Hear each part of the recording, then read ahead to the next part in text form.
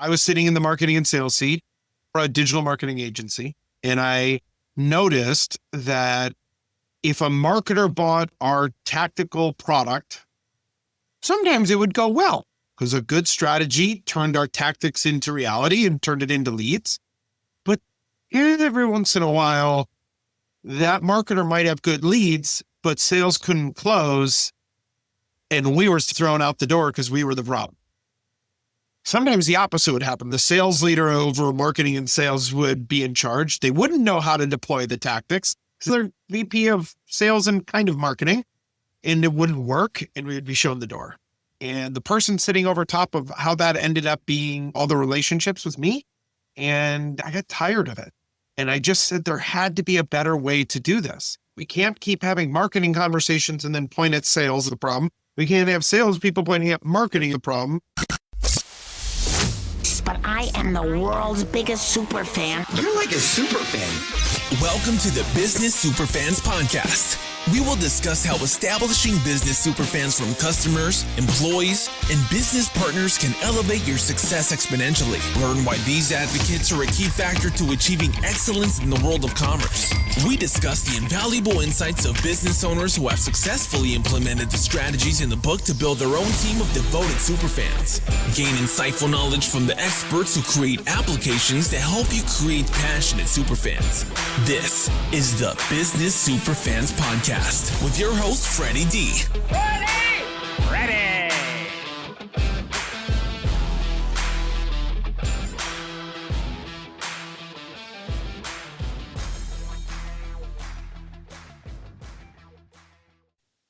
Hey, Superfan Superstar, Freddie D here. In this episode 88 of the Business Superfans podcast, we're joined by Kyle Mealy, a dynamic leader, gifted teacher, and energized speaker who's on a mission to unlock the trapped potential in entrepreneurial businesses and their leaders.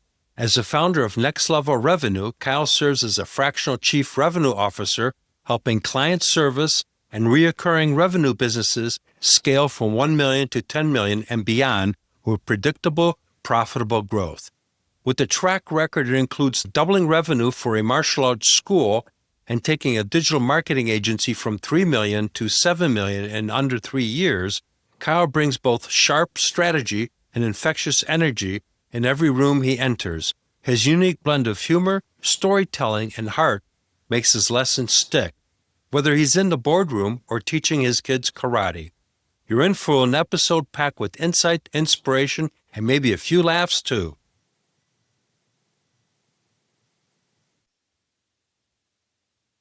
On this episode of the Business Superfans podcast, we have Kyle Mealy with Next Level Revenue. Welcome, Kyle.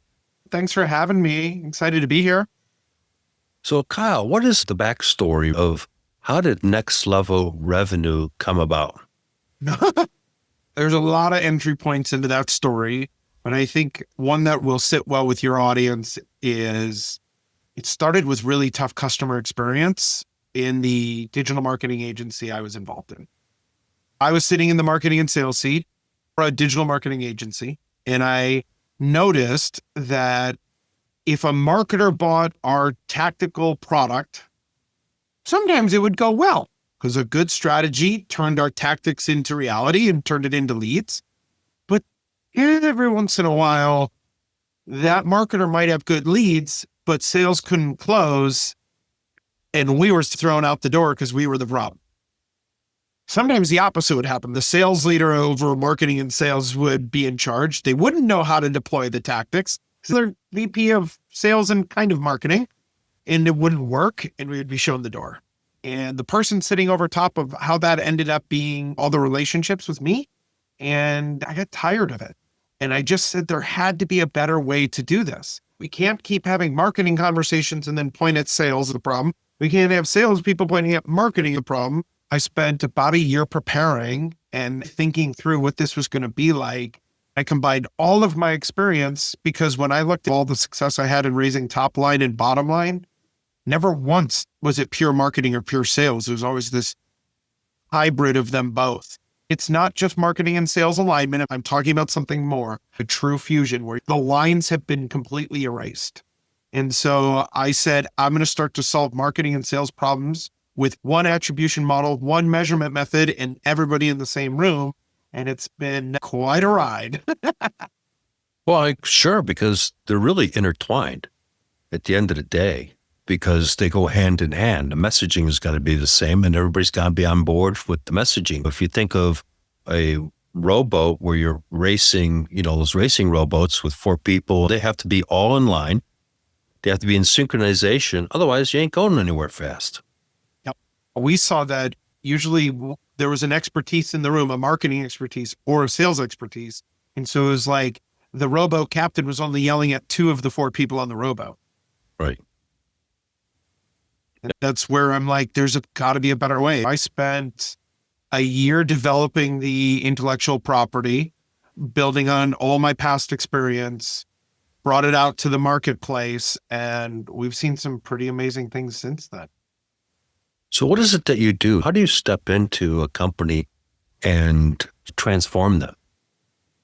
So what is our service called? Our service is Fractional Chief Revenue Officers for small business. It's a part-time executive to oversee the marketing and sales departments of your $1 to $15 million business.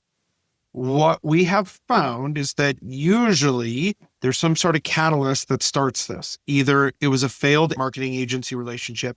The classic is a bad sales hire, a bad VP of marketing and sales, or a bad VP of sales and marketing, or the owner is still running all the marketing and sales strategy and wants to escape that seat once and for all. The problem the market has told them is you've got to choose path A or path B because you don't have money for both.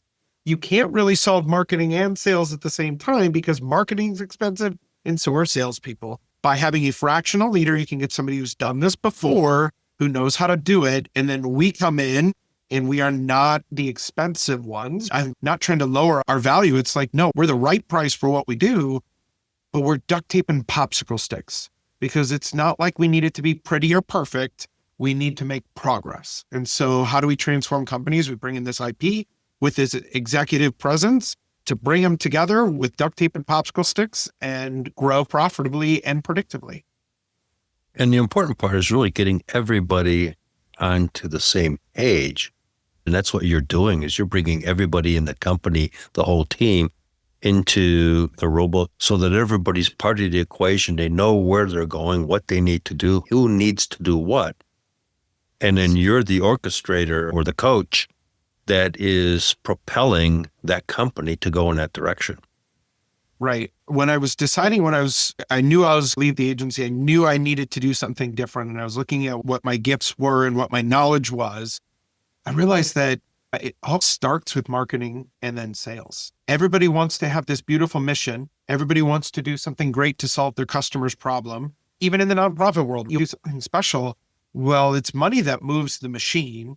If I can influence that, we get to do some really fun stuff. The part I loved creating was the money machine, because that's when we actually solve people's problems. That's when we get to make the hires. That's when we get to have the team events. That's when we get to celebrate our success. It starts over there. And so I love being, and our team loves to be that catalyst. It's important because years ago, I was in charge of global sales for a software company. Whenever we hit milestones, I invited everybody into the conference room, brought in lunch, and it was impromptu, so I kept it as a surprise, which created more of the effect. I'd say, okay, Kyle, we got a quick meeting in the lunchroom at 12:45. I walked around personally to everybody and told them to be at the lunchroom at 12:45. Nobody had an idea what was going to happen, but all of a sudden food would be there, and I'd say, guess what? We just hit $50,000 in a month in net sales from a product that start from zero. And then, when we hit 100,000, when we hit 150,000, everybody was part of that. And that's what got the energy going into the company. Yes, that's exactly what I'm talking about. The energy in the company. Most people tell me I have a lot of energy and I'm very passionate. And that's the part I love. I love seeing, when we talk about the fusion, we're not talking about teams coming together. We're talking about teams playing on the same team without a realization that they were in different departments. Correct. So again, I'm going to hit on this because I see it all the time. People will react to our content to be like, yeah, you do alignment. And I'm like, no, let's use the Bears we were talking about earlier. Fred, in case the audience, I'm in Wisconsin and Freddie, you're in Chicago, or you spent a lot of time in Chicago. Classically, the Bears and the Packers have differing opinions on which team is better. That's a diplomatic way of putting it. All right. I respect that. You're never going to get the Packers, the offense and the defense to align on what they're doing. Like that doesn't work on the inside the team. But if you stop thinking about it as offense and defense and we think about it, we are the Packers, and the only thing that matters is that score. When the scoreboard says 0-0, yes, we might have our special function, but we are one team, one score, period. And everybody has to play a part. And now we're not worried about, well, we'd make fun of the people in sports or cast them out as bad leaders when they blame the other half of their team. That isn't alignment. That's what I'm talking about when we talk about fusing marketing and sales. Because you're getting everybody into the vision, and now everybody's getting energized for the vision. And then just like I shared earlier, I share the W with everybody. I would even bring in the software developers because they're the guys that wrote the code. And so nobody ever thinks about them. But when I would bring them in, they felt excited because it was their work that created the software that we sold. It's critical to get momentum because once you got everybody in, you get momentum. And when you have operations, like the people making the product or whatever it is, if it's SaaS or just service company, as excited and clear on what marketing and sales is selling, and it feels connected to the work the operations person is doing, and it's actually what they're good at, you create the energy we were talking about. And that moment is probably the thing I love the most. I don't think I've ever talked about the energy created by not just the marketing and sales starting to row together, but the other people on the boat also being like, hey, we're actually all rowing together now. And the boat gets a lot bigger. We start to have a lot more fun. That transcends to prospective customers, existing customers, suppliers, distributors, complementary businesses, and everybody else. Because you feel it. It's contagious. When you deal with somebody on the phone or via email, you can still tell tonality in the emails because of the choices of words. You get that little feeling. Confidence. We're talking about confidence. Yeah. So share with us, Kyle, a story of a company that you stepped in and your organization transformed that company. And what's the whole story behind that? It usually comes after massive change or some sort of brick wall. I'm thinking of one that's near to my heart. This was a business that had probably the best product that nobody knows about. The creator of the product had started and ran a $40 million business. And this was the next project he was working on. There's this massive amount of success that follows him. When I came in, they were on their third leadership team in 3 or 4 years. Oh, wow. Our approach is very different. Just open and honest, this marketing plus sales thing is not the traditional way of building businesses. I was brought in because I say things that make a lot of sense to people, and they've never thought about it that way. This was a chance to take this company that had never turned a profit in 3 years, had always had to do cash calls for the founders. From what I understand, there's some history I don't know, so I don't want to overspeak here. But I sat down at the leadership table. The founder who had started, looked around the table, and there already was a marketing person, a salesperson in this executive team. And he looked at the marketer. I see a marketer. He looked at the salesperson. I see a salesperson. He looked at me. He goes, what are you doing here? Which was a fair question. I go, all love and respect, open and honest. Here's my opinion on this. The marketer's going to do marketing things and the salesperson's going to do sales things. And those two rarely are aligned. More than alignment, we need to have one source of truth, one leader, one scorecard, one set of measurables, and one way of serving the customers. And that's my job. He goes, all right. In that company, telling the story of more than alignment, we brought in our IP and said, this is what the scorecard says. This is what we know for winning or losing. We're going to unlock your special gifts, but we're going to always meet as one team. So we as one team, we have one voice and we work together. And that team has turned a profit. It's actually a profitable business and there's no cash calls. And that happened in 5 months. Wow. That's an incredible story. So they're definitely super fans of what you did for that company, if they were negative for 3 years and 5 months, you turned them around to profitable. I mean, that's how you create superfans. Well, and it's so funny because I think you're right. And best I can humbly sidestep, I was very lucky. I've kind of poo-pooed on marketers and salespeople a little bit here, but the people on the team are incredibly gifted. They're great marketers and salespeople, incredible at their craft, but they would have walked in two different directions in two different boats. And so I don't think I get a lot of the credit for it. I think it's just the method that we have. That's the part I spent a lot of time on, is what creates that environment for the really great people to do really great work and make it clear what the right work is. I'll take credit for the method, but they did the work. Well, going back to our friends, the Packers and the Bears, there's a coach. There's a coach.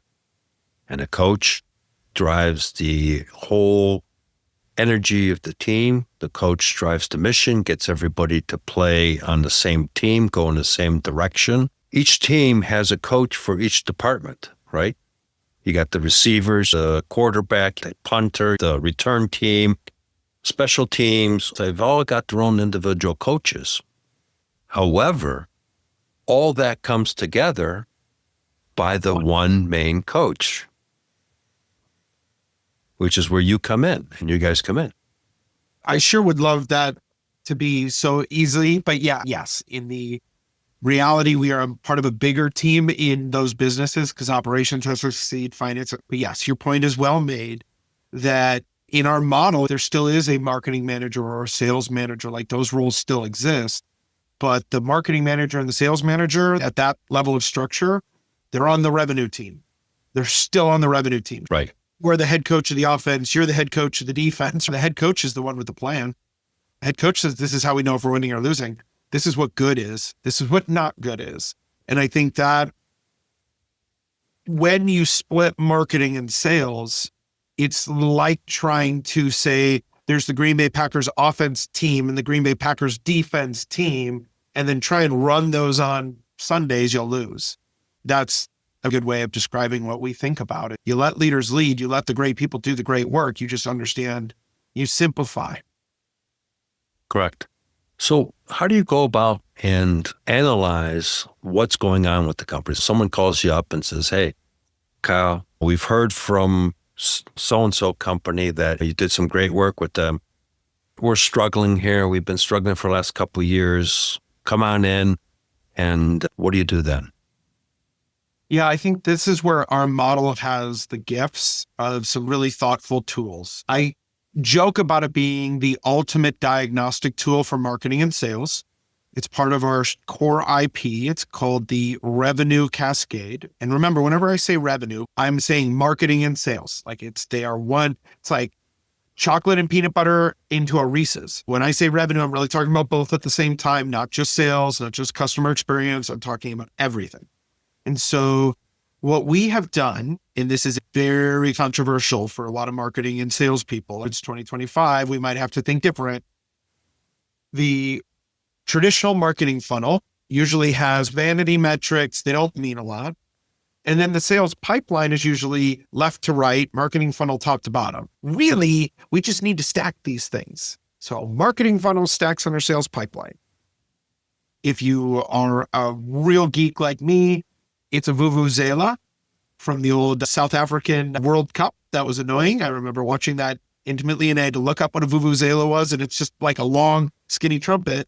I really thought about it from like a conversion rate optimization. When you think about marketing funnel at the tippity top, the furthest outreach where someone just happens to see your name on a logo as they walked by an event space, or you on a podcast is classic awareness marketing. And if you can measure how many of those engagements you're having, how many people take a little step further and notice the drop-off rate and do that for the next step in the marketing funnel, the next step. If you can measure all those fall-offs, that's where the idea of a cascade or like a waterfall comes in.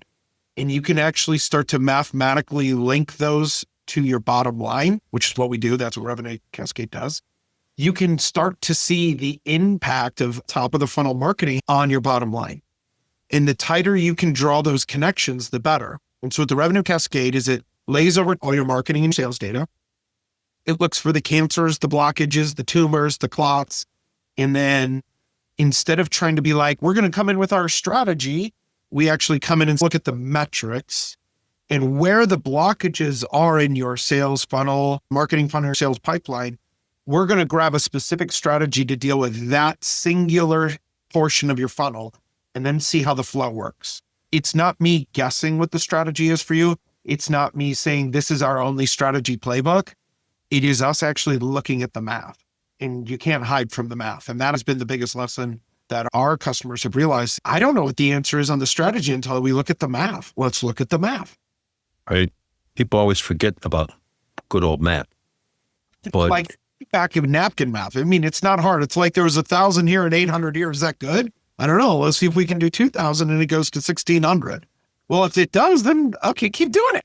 It's not like not doing anything crazy. if it goes from 1,000 to 800 to 400, Well, it's time to have a conversation about that part and see what's stuck. yeah, exactly, because a lot of times people don't spend a lot of time on the metrics, and you can get caught up in the metrics as well. So you got to be able to have it defined to where, okay, this is it, and I'm not going to go beyond and become analysis paralysis. Sometimes you get caught up in all the metrics and you ain't doing anything that you need to be doing because you're stuck in the metrics. Yeah. And when we talk about the great simplification, we don't get analysis paralysis. I see this a lot with CEOs who are thinking about us, or they just got that first report from a marketing agency and they see all these metrics and they're like, I don't know what this means. The agency's saying, it's great. It's great. Trust us. It's great. And I'm like, that isn't measuring the in-between. It isn't measuring the drop-off. And what really matters is the drop-off. I think that's what the revenue cascade does. It says the numbers are kind of moot. It's the rate of change between them. And if we just focus on that and say, can we improve that? That's the only question. And then we go try something. Progress over perfection. If there is improvement, go improve something else. And that's a simple process that just about anybody can get behind. It's like, go make a little progress. Great. Try something else. I'll share a story to drive the point home. I was a general manager of a software company for construction management. Founder was funding it, and we were making some sales, but we were needed to grow. I put together a whole business plan to get investment money, the strategies to plan, what's in it for the investor, blah, blah, blah, the whole thing. He spent hours putting together a spreadsheet that mathematically added up. If we have this much money, we could hire this person. And it was just this monster-sized spreadsheet.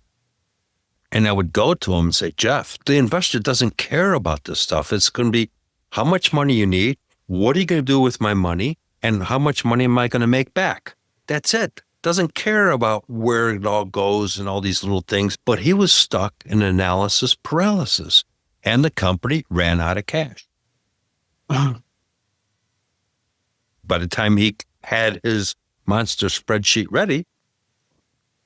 Oops. Yep. Well, and that's another reason why we love, I think Chief Revenue Officer has these undertones of enterprise sales. And we really want to be different because marketing doesn't talk about revenue and sales talks about sales. The thing that matters to business owners is revenue, top line, and bottom line. That's the other half of our equation that I probably need to do more diligence on. Raising top line feels good, but it does not equate to bottom line. That's something I take seriously because whenever I've been successful before I ran my own business, it was their mortgages that was behind that business. It wasn't somebody else's money. You can't lose. And you can't lose money because they're putting it out of their pocket to put it back in the business. One of our clients last year had a month where the profit at the end was like $395 or something silly. It's like, you're not going to run a business for $395. No, because you bring up a really good point here, Kyle, and I want to reemphasize that. And that is that a lot of business, especially small businesses, hit 1.5 million, 2 million in sales and think they're really crushing it. But they don't look at the bottom line and the net income and their actual net profit margin. And that's like, what?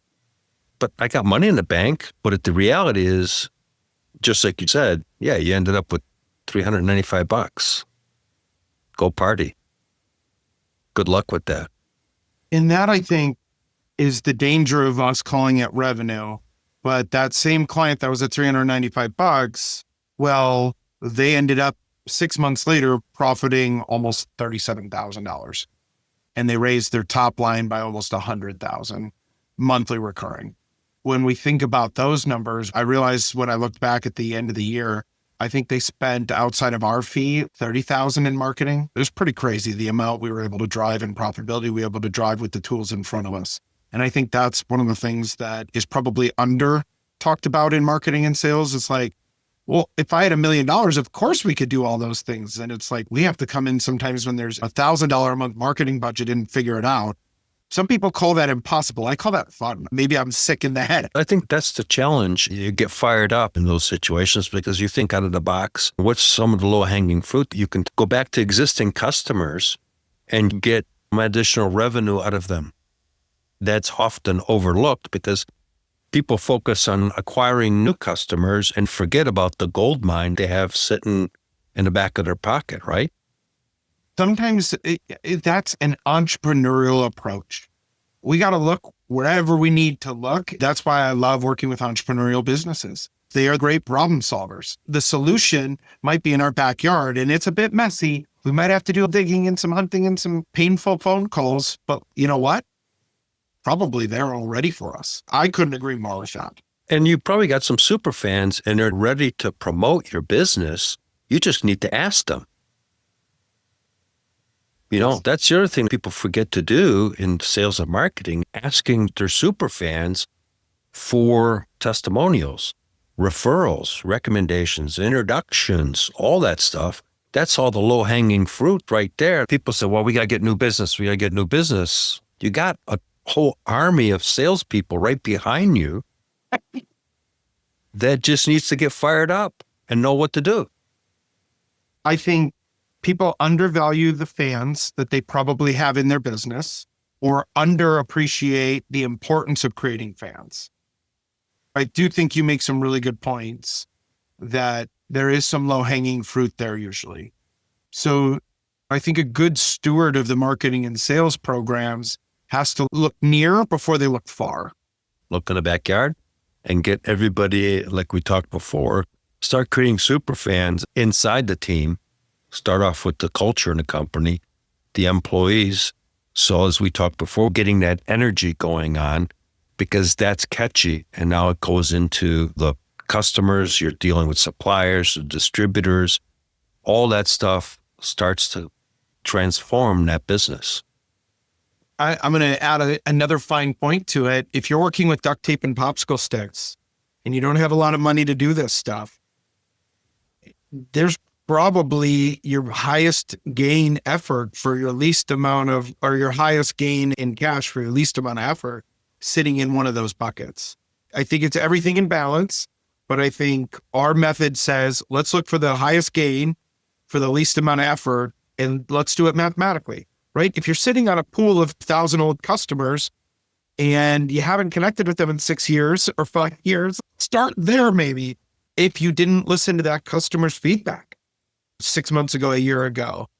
There's probably some fruit there on how to fix it and go back to them. Hey, we heard you, we fixed it. So I think that's all part of a modern way of thinking about marketing and sales leadership is measure or evaluate the impact before you decide that strategy. So I don't ever teach our fractional CROs come in and focus on customers first. I say, let's look at the math. The math will tell us where the opportunity is. And I can't tell you how often it might be just sitting here in the customer database. I have a saying, the little things are the big things. Yeah. And sometimes doing the little things of staying in contact with the customers, recognizing a customer for their achievements, all of a sudden they're going to go, wow, that's pretty cool. And they're going to be out there with their buddies and all of a sudden they're going to say, oh, you need to talk to my friend, Kyle. He's a great guy. And that's how it happens. Yeah. And it's funny you say that because in the B2B world, which is where we tend to spend a lot of our energy and time, this is extremely important in the B2C world it's important in the B2B world. One of the things we work on in this balance is, yes, your referral network, your fan network is huge. That's definitely making sure you have the best product available. But we see a lot of visionaries and CEOs get stuck when the referrals dry up. Referrals are hard to predict unless you have a very clear referral program. And that's kind of back to this math game where at some point you may have to go beyond the pale of your referral network and create some new fans. But if you start with the end in mind that you're going to create this raving fan, that's really a flywheel. If we can go get new, turn them into fans, they're going to push our referral engine a little bit harder too. So again, everything in balance, you got to know where the lowest effort, highest gain is. Oh, absolutely. And that's where your service comes in. It looks at all those components and says, how can we leverage with the least to get the most? You analyze that, and it may be that we need to tweak a little bit of the marketing strategy. We need to have our salespeople go back out to past existing customers, and collectively, all that starts to get everything to work together. Couldn't agree more. I ran into a company, had a negative NPS, and they refused to really change how they sold their product and service.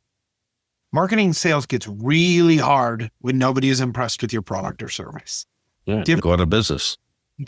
Yeah, it's called going out of business. That's just your indicator that you're on your way. So Right.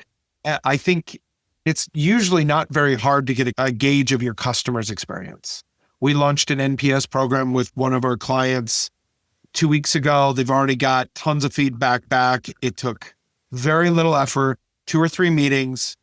Outlook has an ability to create an NPS form in like 10 clicks, and you send it to your customer base. You'll know where you are today. When I think about a real low effort, high gain, you'll know what truth is. And the root of all growth is truth. Kyle, as we come close to the end here, it's been a phenomenal conversation. We could probably talk for several hours on this stuff. And great insights that you shared with our audience. Really appreciate your time on the show today. So how can people find and connect with you? Of LinkedIn, I think it is the place to be. So definitely LinkedIn, our website, if you have some of the pain points we've talked about and you're really ready for a different way of thinking about growth and you're serious, it's readyforthenextlevel.com. Okay. And you have something for our listeners. I do not believe in gated content. I think that went away in the 2010s. If you go to readyforthenextlevel.com and navigate to the revenue cascade, it's just sitting there in one of the drop downs, you can download a PDF on how to use the revenue cascade. There's no email gate, no gotcha. It is a tool for you to use in the diagnostic of your marketing and sales efforts. Thank you so much, Kyle. We'll make sure that all that stuff is in the show notes. And again, thank you for being a guest on the Business Superfans podcast show.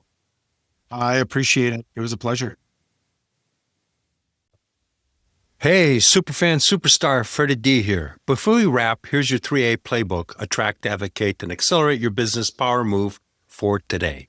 Here's this episode's top insight. Marketing and sales don't need alignment. They need to be fused into one unstoppable revenue team with one leader, one goal, and one scorecard. So here's your business growth action step. Ditch the silo org chart, appoint a single revenue leader to own both marketing and sales, and start running one unified weekly meeting to drive momentum. If today's conversation sparked an idea for you, share it with a fellow business leader who would benefit, and grab the full breakdown in the show notes. Let's accelerate together and start creating business superfans who not only champion your brand, but accelerate your growth. We hope you took away some useful knowledge from today's episode of the Business Superfans podcast. The path to success relies on taking action. So go over to businesssuperfans.com and get your hands on the book if you haven't already. Join the Accelerator community and take that first step in generating a team of passionate supporters for your business. Join us on the next episode as we continue guiding you on your journey to achieve flourishing success in business.